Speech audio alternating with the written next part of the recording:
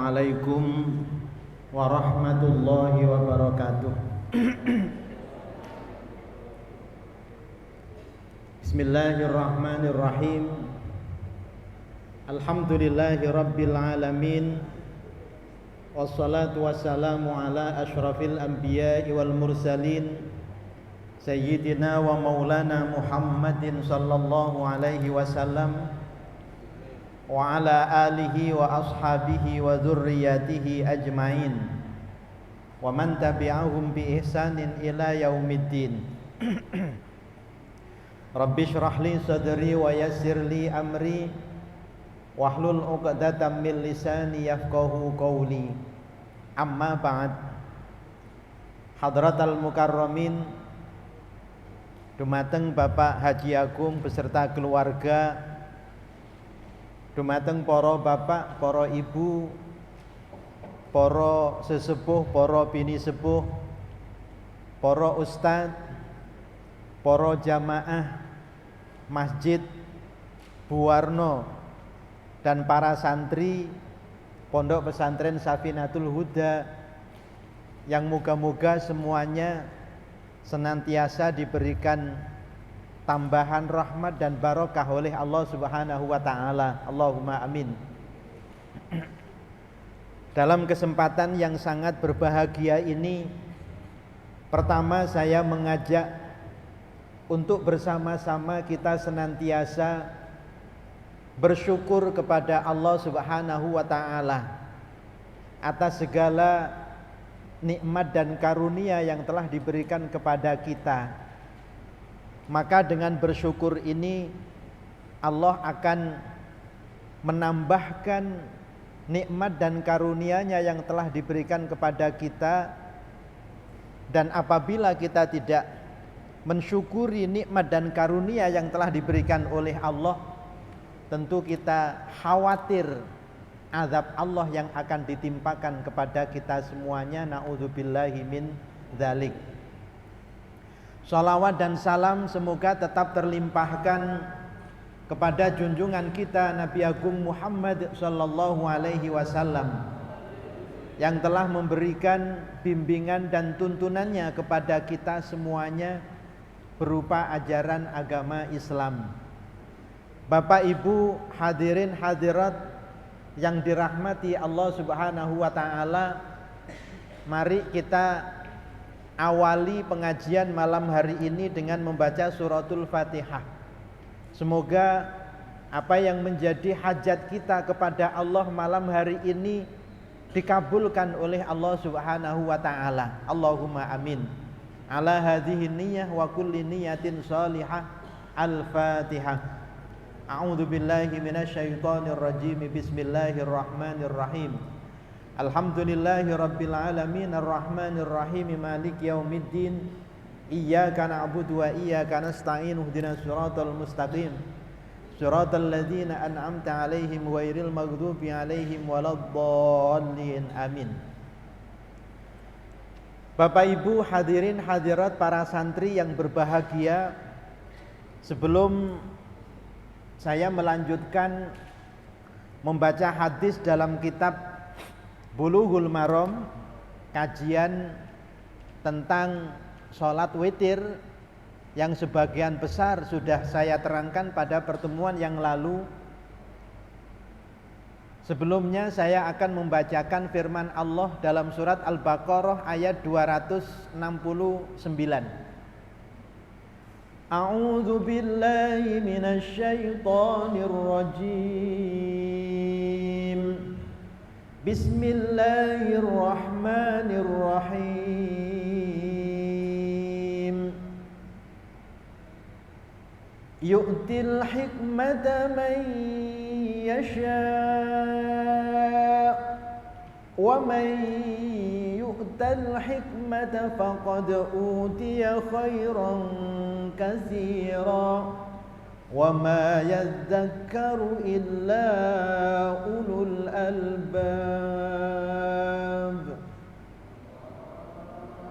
Yu'til hikmata man yasha'. Allah akan memberikan hikmah kepada orang yang dikehendaki. Hikmah di dalam ayat ini dijelaskan oleh beberapa ahli tafsir. Yang dimaksudkan adalah al-ilmu an-nafi'u wal amalu bihi.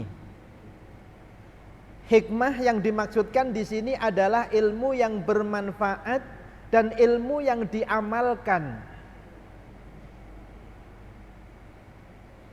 Allah mengatakan, Allah berfirman bahwa Allah akan memberikan hikmah kepada orang yang dikehendaki. Kalau tidak dikehendaki oleh Allah, berarti orang itu tidak akan diberikan hikmah oleh Allah. Tidak akan diberikan ilmu yang bermanfaat. Kalau tidak akan diberikan ilmu, maka dari mana dia bisa beramal yang berdasarkan ilmu? Maka kemudian dilanjutkan oleh Allah, wa may yu'tal hikmata faqad utiya khairan katsira. Dan barang siapa yang telah diberikan hikmah oleh Allah, maka sesungguhnya dia telah diberikan kebaikan yang sangat banyak. Halo, Allahumma shalli ala Sayyidina Muhammad. Allah menegaskan di dalam ayat ini, barang siapa yang telah diberikan hikmah oleh Allah, barang siapa yang telah diberi ilmu yang bermanfaat, yang dengan ilmu itu dia dapat mengamalkan dalam kehidupan sehari-hari, ibadah yang dia kerjakan sesuai dengan dasar ilmu, maka sesungguhnya orang itu telah diberikan kebaikan yang banyak oleh Allah Subhanahu wa ta'ala. Ini standarnya kebaikan menurut Allah yang kadang-kadang berbeda dengan standar kebaikan menurut ukuran kebanyakan manusia.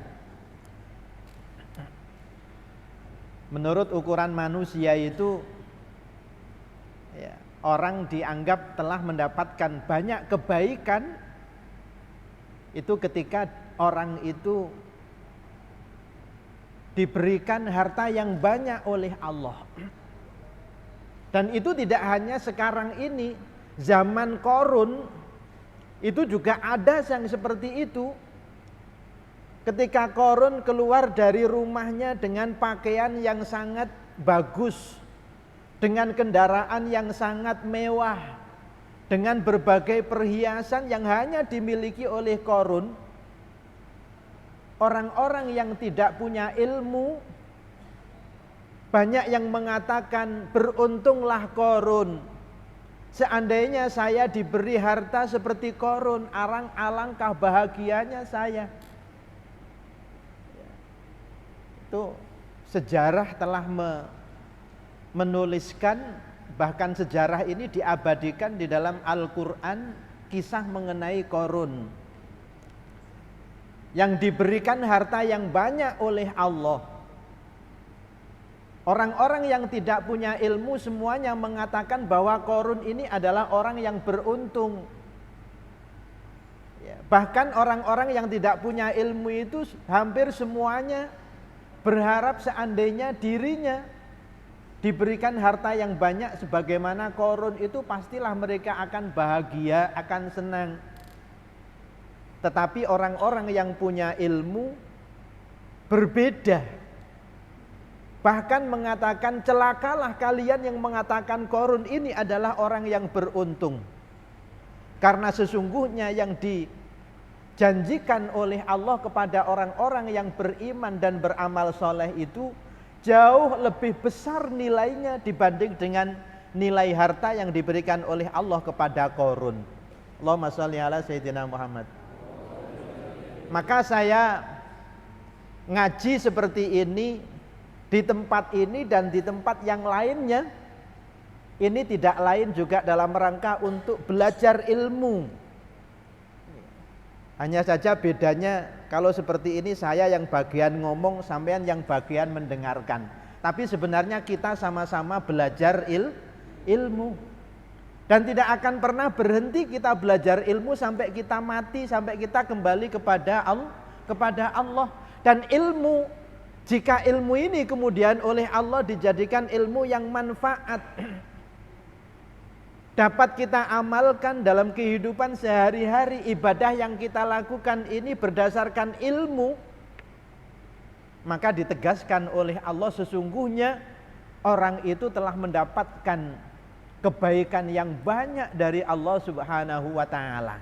Maka mudah-mudahan kita ini tidak bosan-bosannya untuk senantiasa belajar ilmu. Allahumma amin ya rabbal alamin.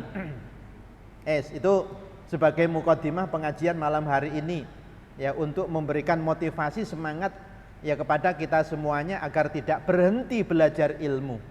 Karena ketika ilmu itu diberikan oleh Allah kepada kita dan dijadikan ilmu itu ilmu yang bermanfaat, maka sesungguhnya kita telah diberikan oleh Allah sesuatu yang sangat besar, kebaikan yang sangat besar nilainya. Bismillahirrahmanirrahim. Pada pertemuan yang lalu telah kita jelaskan mengenai sholat witir, keutamaan sholat witir. Bersamaan dengan sholat witir itu juga kita jelaskan tentang sholat malam, jumlah rakaatnya dan bagaimana cara mengerjakannya. Itu sudah kita jelaskan pada pertemuan yang lalu. Untuk melengkapi keterangan kemarin, maka kita baca hadis nomor 24 halaman 85. Wa an ibni Umar radhiyallahu anhu anna Nabiyya sallallahu alaihi wasallam qala ij'alu akhir salatikum bil-laili witron. Muttafaqun alaih. Muttafaqun alaih ini berarti hadis ini diriwayatkan oleh Imam Bukhari dan Imam Muslim, yang kedua-duanya ini meriwayatkan hadis sahih. Dari sahabat Ibnu Umar radhiyallahu anhu bahwasanya Nabi sallallahu alaihi wasallam bersabda, jadikanlah sholat witir ini sebagai akhir sholat malam kalian. Jadikanlah sholat witir itu sebagai akhir dari sholat malam kalian. Dari hadis ini dapat dipahami bahwa sholat witir itu waktunya adalah malam bainal isya'i wa sholatil fajri, yaitu waktunya antara sholat isya dan sholat fajar. Tidak boleh habis maghrib sholat witir itu tidak boleh, belum waktunya, gurung wayai. Ya, saking ngakasi mari maghrib sholat witir, saking ngakasi esuk mari sarapan sholat witir. Iki jenenge beramal tapi tidak didasari dengan ilmu. Sholat witir itu adalah sholat malam, waktunya bainal isya'i wal fajri, antara isya dan sholat fajar. Dan sholat witir ini dijadikan sebagai penutup sholat malam. Karena penutup, maka setelah sholat witir itu sudah tidak ada sholat malam lagi. Maka tidak ada sholat witir ini dikerjakan sebelum sholat tahajud. Sholat witir dulu baru sholat tahajud, itu keliru. Yang benar ini sholat tahajud dulu, sholat malam dulu. Kalau mau ditambah sholat taubat, kalau mau ditambah sholat tasbih, sholat hajat, silahkan. Tapi ditutup sholat malam itu dengan sholat witir. Kemarin bisa 1 rakaat, bisa juga 3 rakaat, bisa juga 5 rakaat sebagaimana yang dicontohkan oleh Rasulullah sallallahu alaihi wasallam. Bagaimana jika sholat witir ini dikerjakan di awal, khususnya pada bulan Ramadan itu biasanya kalau kita mengerjakan sholat taraweh itu kan ditutup dengan sholat witir. Ya, ditutup dengan sholat witir. Apakah berarti kemudian setelah itu tidak ada sholat hajat, sholat tahajud? Ini para ulama memberikan penjelasan, jika sholat witir itu dikerjakan di awal waktu, ya setelah sholat isya misalnya, atau setelah sholat taraweh, maka malam hari masih diperbolehkan untuk melaksanakan sholat tahajud dan sholat malam lainnya. Tetapi sholat tahajud, sholat malam yang kita kerjakan itu tidak perlu ditutup lagi dengan sholat witir. Jadi sholat witir itu hanya dikerjakan satu kali. Jika setelah sholat isya kita sholat taraweh, setelah itu kita sholat witir, maka malam kita bangun untuk sholat tahajud dan sholat malam yang lainnya tidak perlu ditutup lagi dengan sholat witir. Itulah hadis nomor 25 hadis berikutnya itu. Antol kibni Aliyin radhiyallahu anhu qala sami'tu Rasulullah sallallahu alaihi wasallam yaqul. Hadis dari sahabat Talq bin Ali radhiyallahu anhu, saya mendengar Rasulullah sallallahu alaihi wasallam bersabda, la witroni fi lailatin. Tidak ada 2 kali witir dalam satu malam. Itu hadisnya. La witroni fi lailatin, tidak ada 2 kali witir dalam satu malam. Kalau sholat witir sudah dikerjakan di awal, setelah sholat isya, setelah sholat taraweh, maka sholat malam tidak perlu lagi ditutup dengan sholat witir. Tidak perlu lagi ditutup dengan sholat witir. Hadis yang berikutnya hanya surat-surat yang perlu dibaca dalam sholat witir itu ada qul ya ayyuhal kafirun, kemudian ada qul huwallah ditambah dengan wal muawwidzatain. Jadi halaman berikutnya hadis nomor 28 dan hadis nomor 29.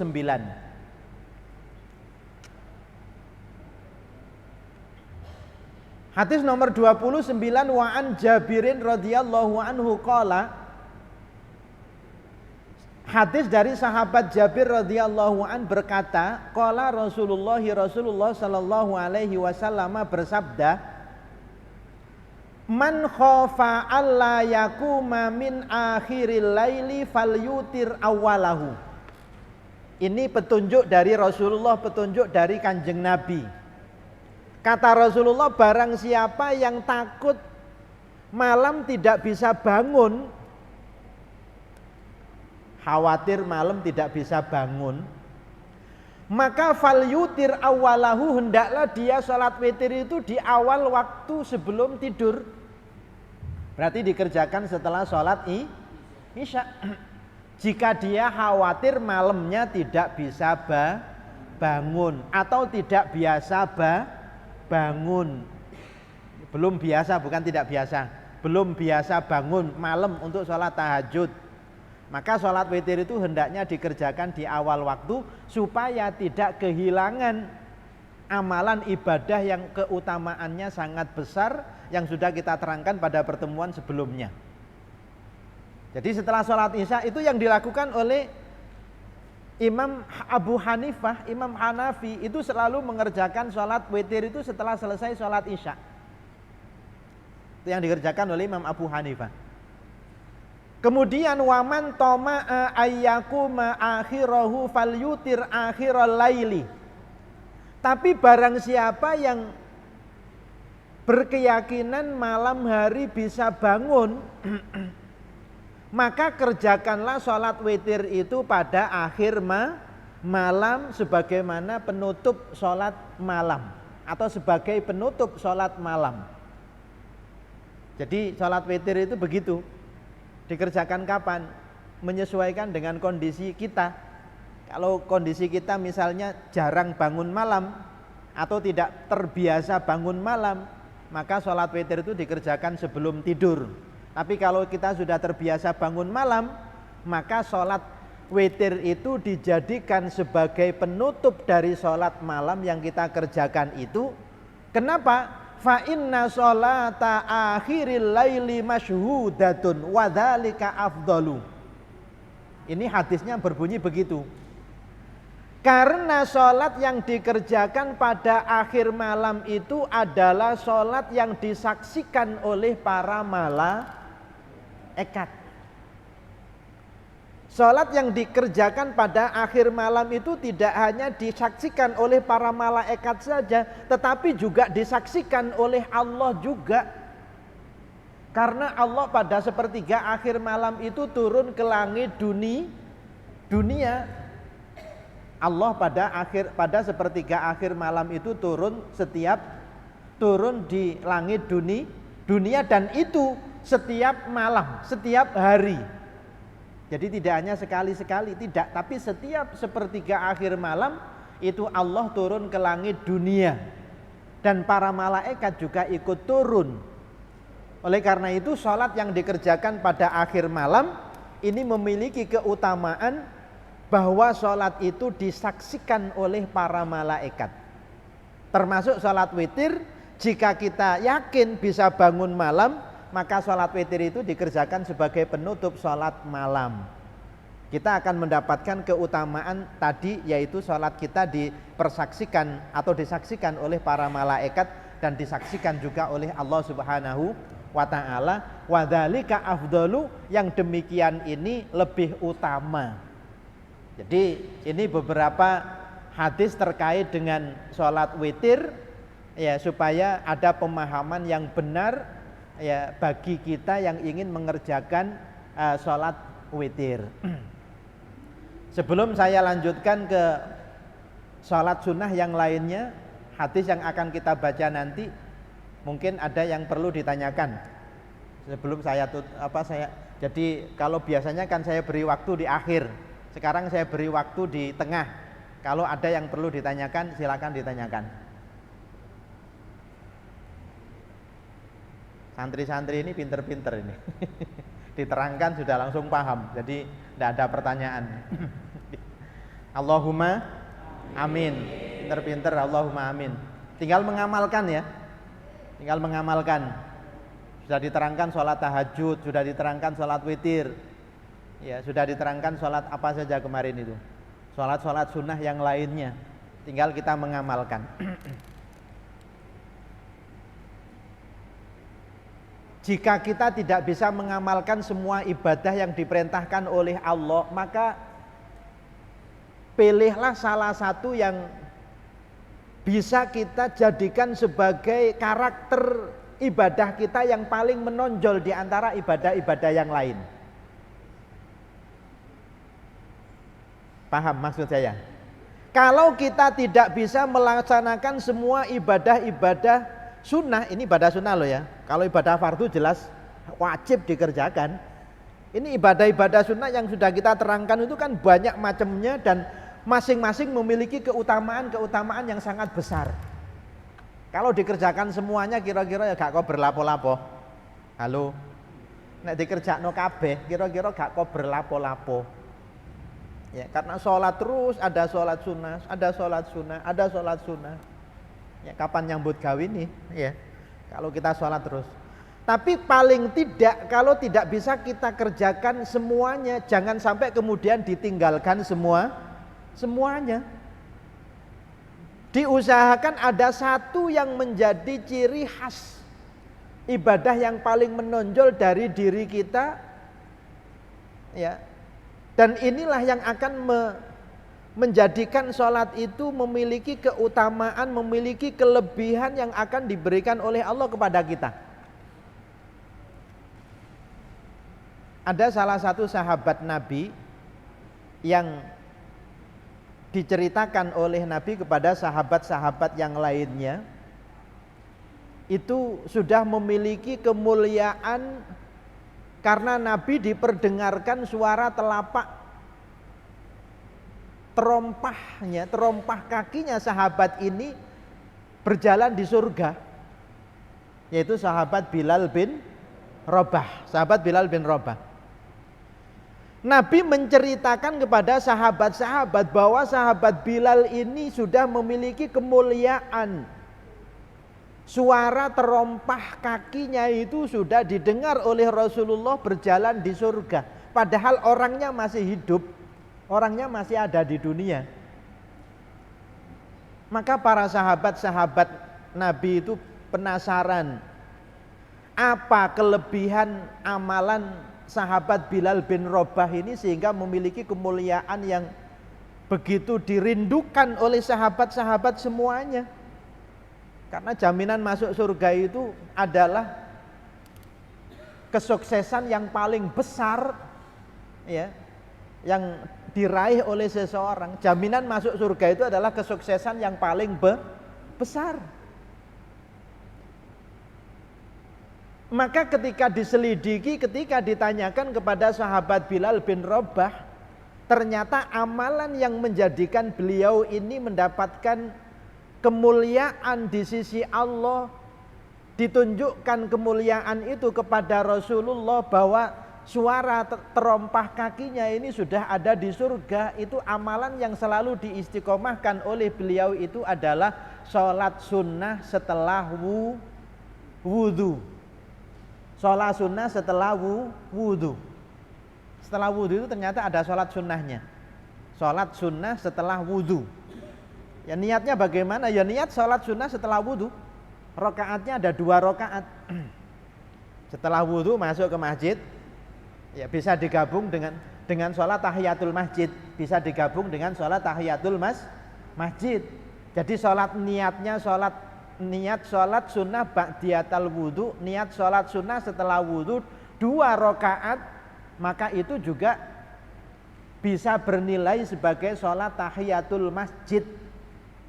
Tapi kalau tidak mengerjakan sholat sunnah yang lain, yang mengerjakan sholat sunnah tahiyatul masjid terlebih dahulu. Ini cara-cara sholat sunnah supaya tidak keliru.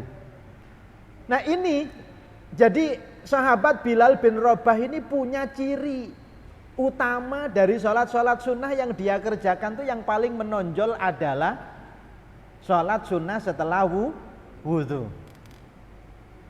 Bapak Ibu hadirin hadirat yang dimuliakan oleh Allah Subhanahu wa ta'ala. Ada lagi cerita sahabat yang oleh Rasulullah juga diceritakan kepada para sahabat-sahabat lainnya. Ketika sedang duduk Rasulullah bersama dengan sahabat-sahabatnya itu, beliau mengatakan begini, hai para sahabat, sebentar lagi akan datang penduduk surga. Maka sahabat ini penasaran, siapa yang dimaksudkan oleh Rasulullah itu? Jarak beberapa waktu kemudian dari Rasulullah mengatakan itu, ada sahabat yang datang, di mana sahabat yang datang ini menurut pandangan para sahabat-sahabat yang ada di masjid pada waktu itu, pasti bukan orang ini yang dimaksudkan oleh Rasulullah. Pasti bukan orang ini yang dimaksudkan. Wong orangnya sederhana. Bahkan sandalnya itu disangkluk. Apa disangkluk itu? Sandalnya itu disangkluk.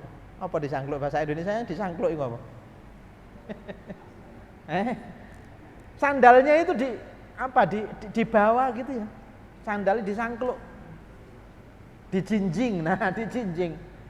Jadi orangnya biasa, orangnya sederhana. Para sahabat tidak menduga bahwa yang dimaksudkan Nabi adalah orang ini, karena orangnya ya begitu itu. Wongi biasa. Ya bukan sahabat besar, bukan sahabat yang terkenal. Dan bahkan ketika datang pun dia bawa sandalnya saja dijinjing, disangkluk, bahasa Jawa ini disangkluk. Tapi Nabi tidak menjelaskan apakah orang itu ataukah sahabat yang lain yang dimaksudkan oleh Nabi. Para sahabat itu masih penasaran. Enggak mungkin kalau orang ini yang dimaksud Nabi bahwa itu adalah ahli surga. Delok potongannya gak pantes. Awake dhewe ku suka kadang-kadang kan menilai seseorang kan begitu. Orang ini gak pantas mlebu swarga. Anggite swarga iku dhek dhewe ngono. Orang dikatakan gak pantas mlebu swarga. Sahabat-sahabat begitu menilai orang yang baru datang tadi itu pasti bukan orang ini yang dimaksudkan Nabi. Tapi ternyata setelah itu nggak ada lagi orang yang datang. Tapi sahabat masih belum percaya bahwa ini yang dimaksud Nabi. Maka besoknya lagi ketika Rasulullah berada di masjid bersama para sahabat-sahabat, Rasulullah mengatakan perkataan yang sama. Wahai sahabat-sahabatku, sebentar lagi akan datang ahli surga. Sebentar lagi akan datang ahli surga. Tidak lama kemudian setelah Rasulullah menyampaikan itu, datang orang yang sama seperti kemarin. Ya potongannya yang uniku. Potongannya yang uniku gak tapek ndayani. Ya potongannya gak tapek ndayani. Jadi biasa orangnya. Dan sahabat masih belum yakin, sahabat masih belum percaya. Kalau itu yang dimaksudkan oleh Rasulullah 2 kali loh padahal. Tapi sahabat gurung yakin. Sahabat belum percaya bahwa ini yang dimaksud oleh Rasulullah sebagai ahli surga. Tapi setelah itu nggak ada lagi yang datang sahabat lain. Tapi sahabat masih belum percaya. Sehingga pada hari ketiga, besoknya lagi, Rasulullah menyampaikan kepada sahabatnya lagi, mengatakan yang sama. Sahabat-sahabatku sebentar lagi akan datang ahli surga. Dan ternyata orang itu lagi. Maka para sahabat itu kemudian mulai yakin, nggak mungkin Nabi mengatakan, ya kemudian setelah itu ada orang yang datang, bukan itu yang dimaksudkan, itu nggak mungkin. Itu bahasanya sahabat itu nggak mungkin. Mosok Nabi keliru menyebut orang kan nggak mungkin. Mosok Nabi keliru, nggak mungkin. Orang yang sama, akhirnya setelah ketiga kali ini para sahabat-sahabat yang lain semuanya meyakini bahwa ini yang dimaksud oleh Nabi sebagai ahli surga. Bapak Ibu yang dimuliakan oleh Allah, ada salah satu sahabat Nabi yang penasaran. Punya amalan apa orang ini sehingga disebut Nabi sebagai ahli surga? Sampai kemudian sahabat yang penasaran ini kemudian menyamar, ya menyamar itu apa? Menyamar.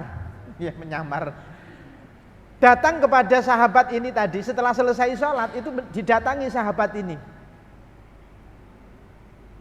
Pak, bolehkah malam ini saya tidur di rumah Bapak?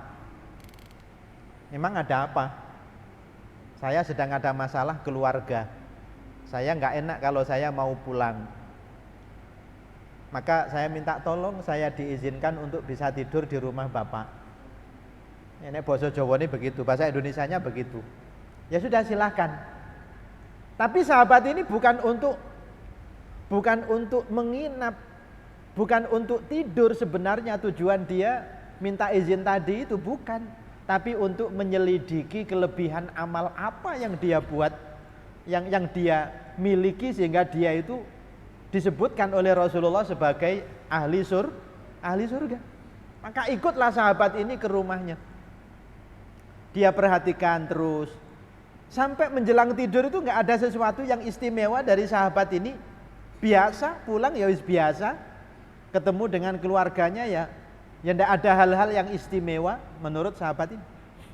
Bahkan sampai menjelang tidur, ketika akan tidur, sahabat ini yang menginap ini sengaja nggak tidur.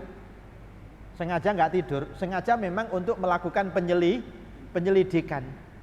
Diteliti, duwe amalan apa.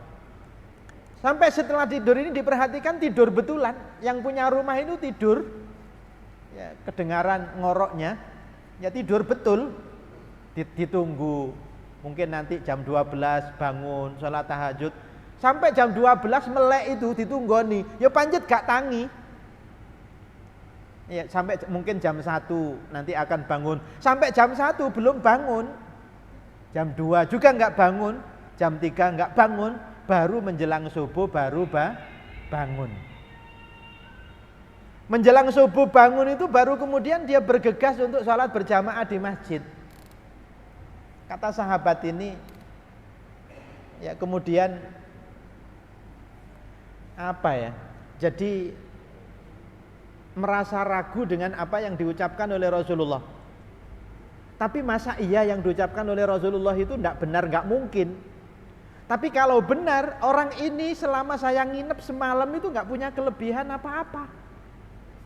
Akhirnya karena penasaran, akhirnya ketika berangkat ke masjid itu dengan memberanikan diri untuk bertanya, ngapunten Pak, tadi malam saya minta izin tidur di sini, ini sebenarnya bukan untuk tidur di sini, bukan karena saya ada masalah keluarga. Sebenarnya saya kepingin neliti apa sih keistimewaan amal Bapak ini sehingga oleh Rasulullah disebutkan sebagai ahli surga. Sebenarnya apa sih Pak? Kata sahabat yang ditanya bilang, Ya seperti yang kamu ketahui, wong kamu sudah nginep di rumah saya. Kamu kan tahu apa yang saya amalkan. Tapi Bapak kan nggak punya amalan apa-apa yang istimewa. Wong malam juga nggak sholat tahajud, nggak bangun, nggak ngaji Quran, nggak wiritan. Tapi kenapa Bapak disebut oleh Rasulullah sebagai ahli surga? Pasti punya keistimewaan. Enggak lah, ya seperti ini saya katanya. Kayak orang ini marah sampai tersinggung. Saya kecewa dengan Bapak. Saya sampai nggak tidur semalam ini hanya untuk menyelidiki amalan Bapak. Tapi Bapak ternyata nggak mau mengaku. Nggak mau mengaku. Akhirnya sahabat ini ngaku. Gini loh, gini. Bener, saya ini nggak punya amalan-amalan yang istimewa. Hanya saya ini punya hati yang nggak gampang iri, nggak gampang dengki, nggak gampang hasut. Saya punya hati yang longgar. Kalau ada orang misalnya dapat nikmat dari Allah, saya ikut bersyukur. Saya nggak akan iri, saya nggak akan dengki. Itu saja yang saya jaga, hati. Jagalah hati. Itu yang saya punya. Saya cuek aja orang mau punya rumah besar, orang mau punya istri cantik, orang mau punya apa saja. Saya cuek aja, yang penting apa yang saya punya saya syukuri. Ya, saya punyanya misalnya sepeda motor, ya itu yang saya syukuri. Orang mau naik mobil, ya mau naik pesawat, terserah dia. Saya nggak akan terpengaruh. Ya. Akhirnya sahabat yang ini sudah ketemu berarti Bapak punya kelebihan hati yang bersih. Ini yang menjadi rahasia Bapak dijamin masuk surga. Dan itu keluar dari mulut Rasulullah Sallallahu Alaihi Wasallam. Loh itu loh ya. Jadi maksud saya tadi, kalau kita tidak mampu melakukan seluruh amalan ibadah sunnah yang begitu besar nilainya, harus ada salah satu yang menjadi amalan istiqomah kita. Sehingga nanti ketika di akhirat misalnya di itu kan banyak pintu ya di sana. Ada pintu Ar-Rayyan yang disiapkan untuk orang-orang yang ahli puasa. Ada pintu sedekah, ada pintu sholat, ada pintu ngaji Al-Quran, ahli Quran. Itu semuanya nanti akan disiapkan sesuai dengan keahliannya, sesuai dengan kekhasannya. Jangan sampai kita ini nggak punya kekhasan satupun. Lewat pintu sholat kita bukan orang yang ahli sholat. Na'udzubillah. Mau lewat pintu puasa kita juga bukan orang yang ahli puasa. Ya puasa ya kadang-kadang. Ya. Pemain bola dengan ahli bermain bola itu beda loh ya. Kalau saya bermain bola bisa, tapi bukan ahli bermain bola. Ya, kalau suruh bermain bola bisa. Ya. Musuh-musuh santri ini ya kira-kira bisa menang. Nek musuh ini kira-kira santri. Tapi kan bukan ahli, hanya bisa. Nah, pintu-pintu surga itu disiapkan kepada orang-orang yang ahlinya. Maka mudah-mudahan sampean yang ditakdirkan oleh Allah menjadi santri yang menghafal Al-Quran ini mudah-mudahan menjadi ahli Quran. Allahumma amin ya rabbal alamin. Lah yang lain yang tidak ditakdirkan untuk menghafalkan Al-Quran itu mudah-mudahan ada ciri khas amal yang lain. Mungkin ahli sedekah, Allahumma amin. Mungkin ahli sedekah. Kalau enggak ahli sedekah ya ahli ini tadi. Ahli puasa. Kalau enggak ahli puasa ya ahli sholat tahajud. Kalau tidak ahli sholat tahajud ya yang penting punya ahli kebaikan lah. Satu saja yang menjadi ciri khas keutamaan kita.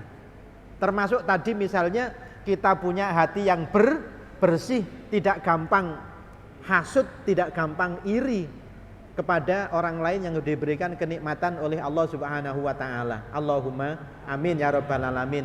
Saya kira itu keterangan tentang sholat witir, tambahan-tambahan yang saya jelaskan tadi mudah-mudahan dapat menjadi ilmu ya yang manfaat dan dapat kita amalkan ilmu yang manfaat ini, sehingga sebagaimana yang difirmankan oleh Allah dalam surat Al-Baqarah tadi 269 bahwa orang yang diberikan ilmu yang manfaat dan mengamalkan ilmu yang manfaat ini adalah orang yang telah diberikan kebaikan yang besar dari Allah Subhanahu wa taala. Allahumma amin ya rabbal alamin.